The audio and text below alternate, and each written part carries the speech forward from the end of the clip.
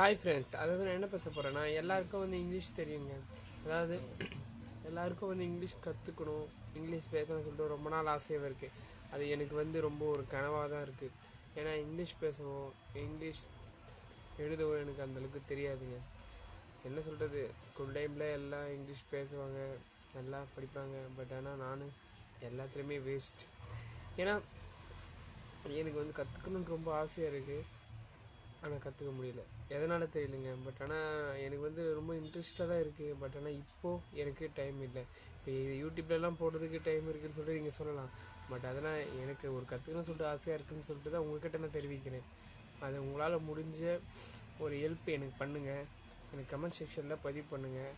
முடிஞ்சளவுக்கு இந்த video share பண்ணுங்கள், சரிங்களா? நீங்கள் பார்த்தது மட்டும் இல்லைங்க, எவ்வளோ பேர் வீடியோ வந்து நீங்கள் ஷேர் பண்ணுறீங்க. பட் ஆனால் என் வீடியோ இந்தமாரி ஒரு சாதாரண மனுஷன், சாதாரண ஒரு பையன் ஒரு யூடியூப்பில் செலிப்ரிட்டி ஆகணும்னு சொல்லிட்டு ரொம்ப நாள் ஆசையாக இருக்குது.